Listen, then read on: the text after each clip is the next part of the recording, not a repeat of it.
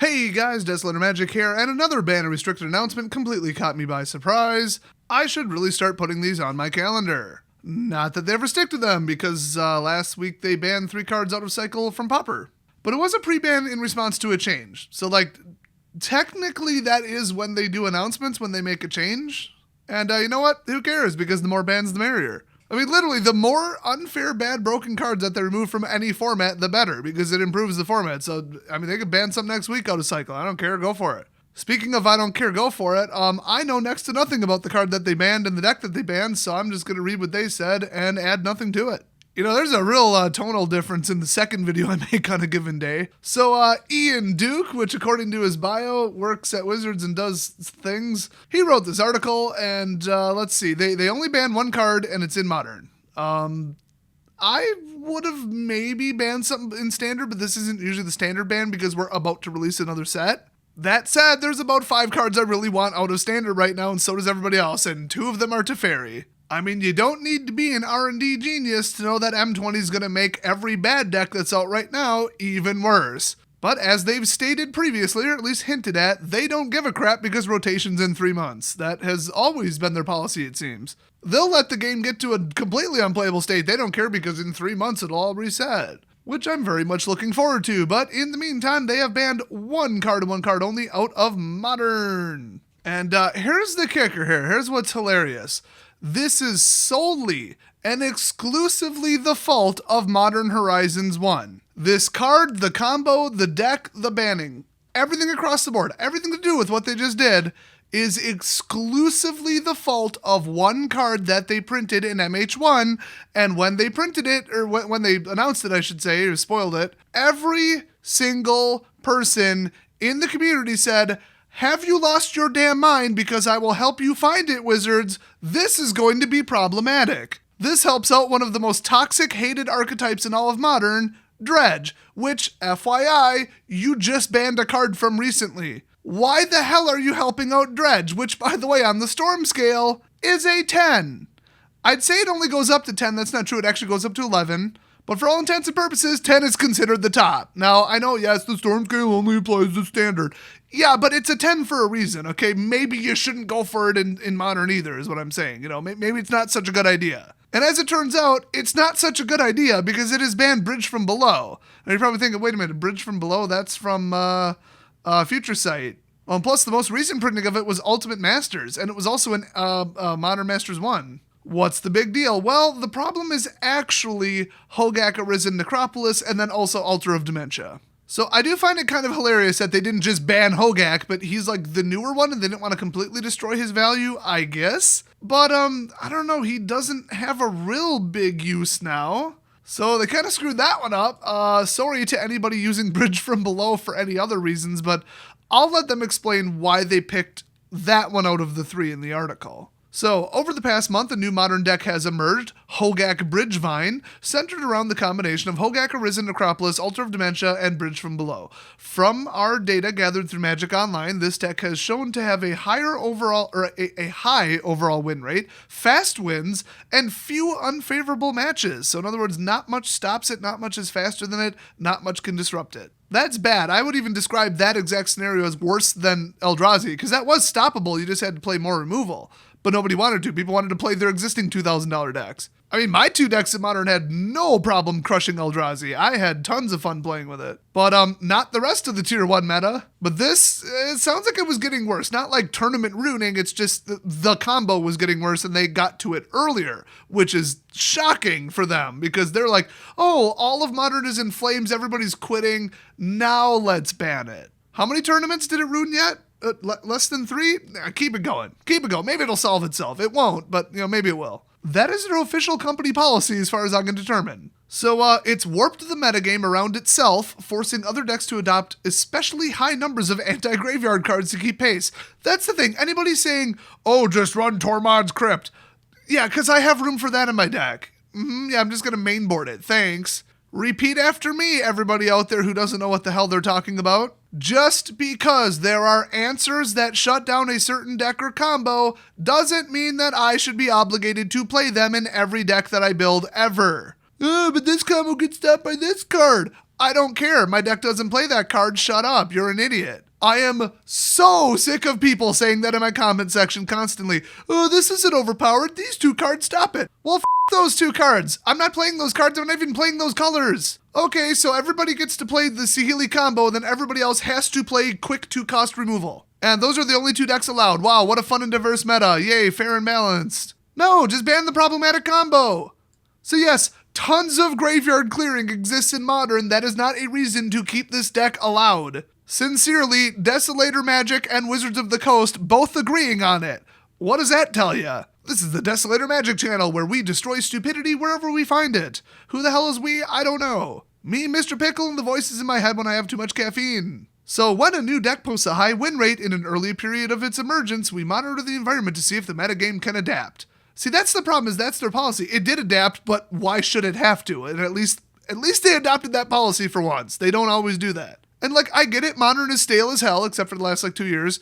They want some change. They want some natural adaptation where people run a little bit different version of the deck or different decks completely. Because it usually results in, the same old decks and artifact affinity, whatever, but now it's half the meta that it was. Half the share of the meta. It went from 15% to 7%. Oh, but look, now this, and this are 3 new decks that are popular because they can shut down this new deck, and now we have 15 decks instead of 10.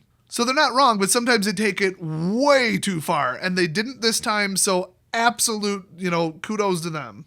So often, as opponents come to better understand how the new deck works and adapt their own decks and sideboards to beat it, we see the overall win rate of the new deck come down to normal levels. In the case of Hogaak, I'm never going to say this correctly, Hogaak Bridgevine decks, its initial overall win rate on Magic Online was over 60%, which that is what they consider bad, is above 60. I believe that's specifically the number, actually. I mean, one time they said 54 or 55 was high. That's 4% above 50-50. Really, what they care way more about is second and third games at GPs and other big tournaments where, it wasn't GP. It was a standard tournament. It was either Pro Tour or GP. I'm actually not sure. But basically, it was 4-color energy.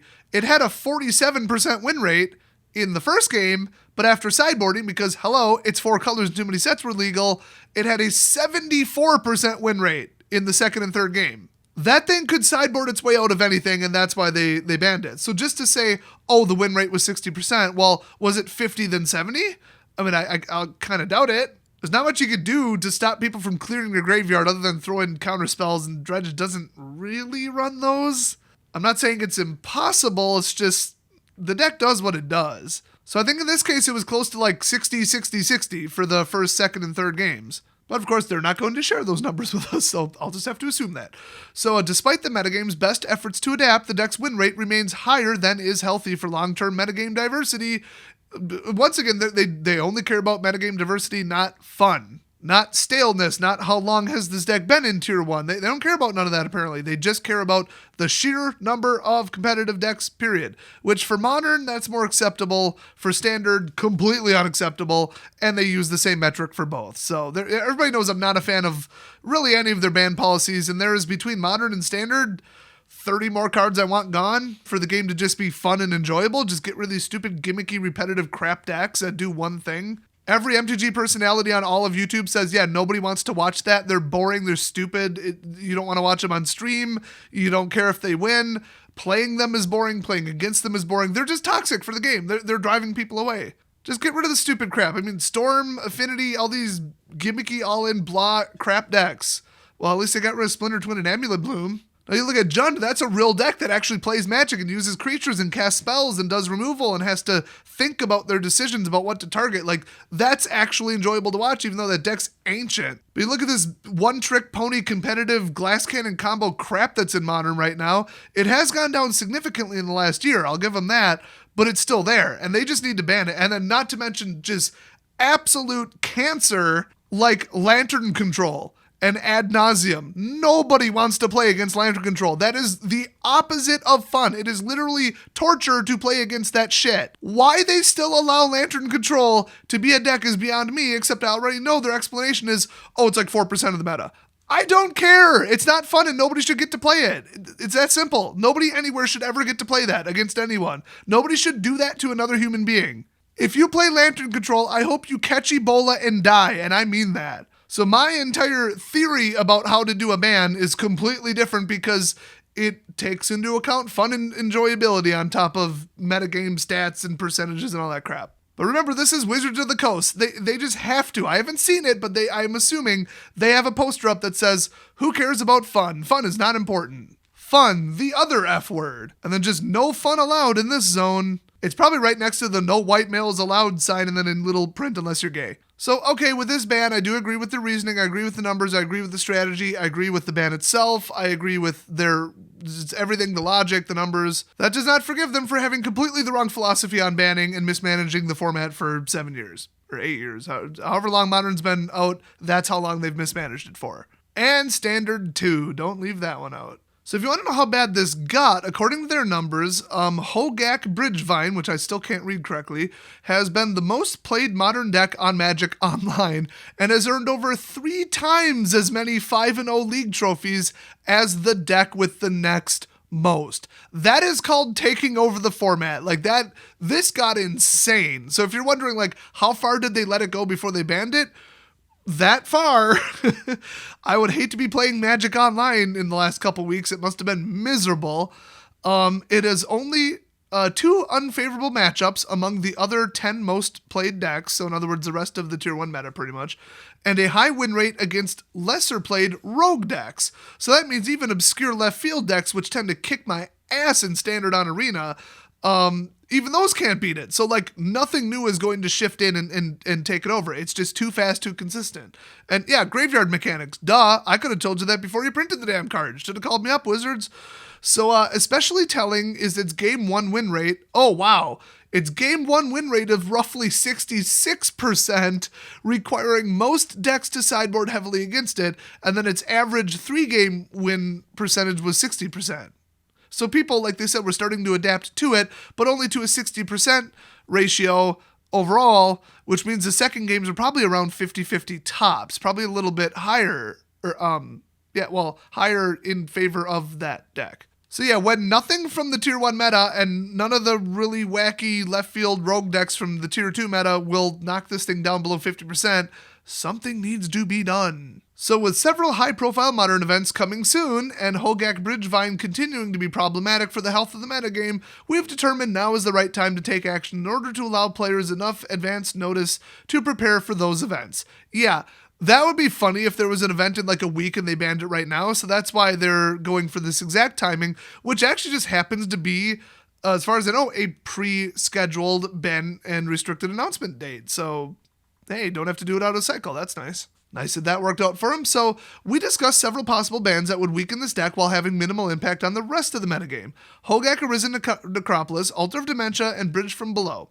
While cases can be made for each, let me make the case for Hogaak. He's brand new and he's the problem. There you go. So naturally they banned Bridge from Below. So I haven't read this yet. I don't know if their reasoning is any better than mine. My guess is no, but I've been wrong before. Let's see. While cases can be made for each, we identified Bridge from Below as the card most likely to cause metagame imbalance again in the future. Okay, that's a pretty reasonable reason.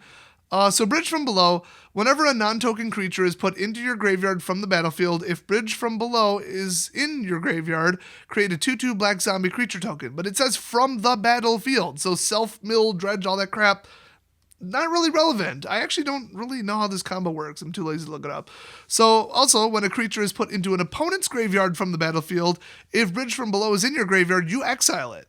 So like, wow. And then it's triple black on top of it. And it also has 0 evasion. So saying that this might be problematic in the future, not really. I'm surprised that it's problematic now. That card's weak as crap. Hogaak is the problem. You can't spend mana to cast a spell and it has Convoke and Delve. Are you kidding me? It's a free 8/8. What the hell? And then you may cast it from your graveyard. Also, it has Trample. I mean, does that not scream problematic? Like, come on. And might I add, Bridge from Below says non-token, so you can't just blow up zombie tokens and say, oh, cool. Clearly, Hogaak is the more unfair broken card, and it's the newer one. So if anybody else has Bridge from Below in a different deck, they just got screwed. But I know it's a very narrow card, and the last time it was reprinted, it wasn't very much money. So, I don't know. Watch him pull an Emrakul Marvel and go ban Hogaak in like a week. I mean, realistically, 3 months, but I am never going to let them hear the end of it if they do. So because Bridge from Below doesn't cost mana or other resources to use and isn't reliant on being drawn naturally from the library, its power level is highly sensitive to the cards that synergize with it. I mean, that's true. That does completely get rid of the fact that it's triple black. Because, you just self-mill it because welcome to Dredge, and then your deck doesn't even really have to be black. And then the ability costs nothing, so as long as you can mill it into your graveyard, you can get some crazy crap happening, but still, I don't know. I mean, they're both terrible cards, so I'm not that into, no ban Hogaak instead. I still think that they made the wrong choice, though. But, I say its power level is highly sensitive to cards that synergize with it. As new card designs that have synergy with the graveyard are released over time, Bridge from Below is the most likely key card in the deck to become problematic again. They know that Hogaak is the one with Delve, right?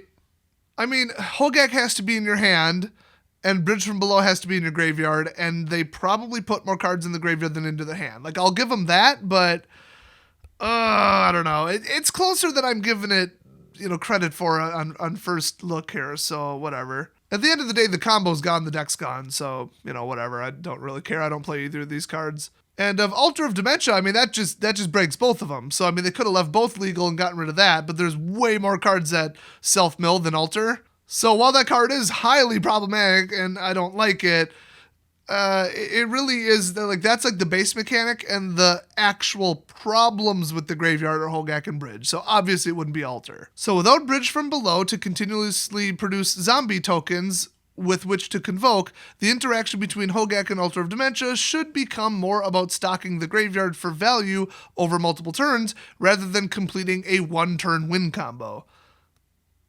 I don't really see what that would be, but okay, I'll take their word for it. I haven't seen this deck in action. This should open additional avenues for other decks to interact via creature combat, creature removal, or graveyard removal, and may also force graveyard decks to include more interactive cards, further slowing themselves down. That's true. You can't stop Bridge from Below unless you've got like a Void Slime effect, which, let's be honest, you don't, and it's easier to just clear the graveyard. Hey, I've got an idea. Take all graveyard mechanics and ban them all from Modern across the board. There you go. Problem solved. You guys know burn it down is basically my ban strategy. Just nuke the whole thing, scorch it, raise it. If it's not fun and I don't like it and it's been problematic in the past and then surprise, it's problematic again, time to take the whole thing and burn it all down. There's logic to that. You can't deny that. It will piss off the maximum amount of people and get rid of the maximum amount of decks, but at the same time, I don't give a shit. You know why? Net deckers, that's why. So as you can see, my philosophy is slightly different than Wizards of the Coast on managing the Modern meta. By the way, in case there was any lack of clarity here, let me read the next statement that they wrote. Our goal is not to eliminate graveyard strategies from the Modern metagame. Well, that's where we disagree, Wizards, but rather to weaken this version of the graveyard combo archetype that has proven too powerful for other decks to reasonably adapt to. That's true. If you got to resort to graveyard clearing, that's bullshit. If you can just stop whatever with a counterspell, which you can't do from Bridge from Below, okay, that's a little bit more reasonable. People actually run that. Or if a kill spell can shut them down. Okay, now we're talking. But nothing really stopped this other than graveyard clearing. That's stupid. So they got that absolutely correct. So, let's see. Bridgeless Dredge decks that did well earlier this year at Mythic Championship 2 in London, that's what they would consider healthy and proper and that they don't want to affect. So while we don't intend on setting a precedent for quickly taking ban and restricted action whenever a successful new deck breaks out, which they just explained they didn't do, and they backed it up with evidence and numbers. So if that's still your opinion, you're just stupid, and you're probably a selfish asshole running this deck. In this case, the situation clearly needed to be addressed. We're looking forward to watching the metagame continue to evolve as we approach Mythic Championship 4 in Barcelona on July 26th through the 28th, and we hope you'll join us for full coverage of that event. While you can hope all you want, it won't happen. As always, we'll continue to listen to community feedback, unless we disagree with it, and then we'll stick our fingers in our ears and go nah, nah, nah, nah, nah, nah, nah, on the state of our play environments. Lantern Control sucks. It absolutely blows. Get rid of it. There, listen to me. Just kidding. They're not going to do it because they're lying. They aren't going to listen to me. The next ban restricted announcement will be August 26, 2019, and I guarantee you, as soon as I'm done saying that, I'm going to forget to put it on my phone anyway and get blindsided by it. So watch for that. Don't forget to hit the subscribe button for the absolute dankest hot takes on all of the ban restricted announcements. Corset M20 blows in case you didn't see my last video, which go back and watch that. And Wizards can suck my nuts. I'll see all y'all hater tots next video.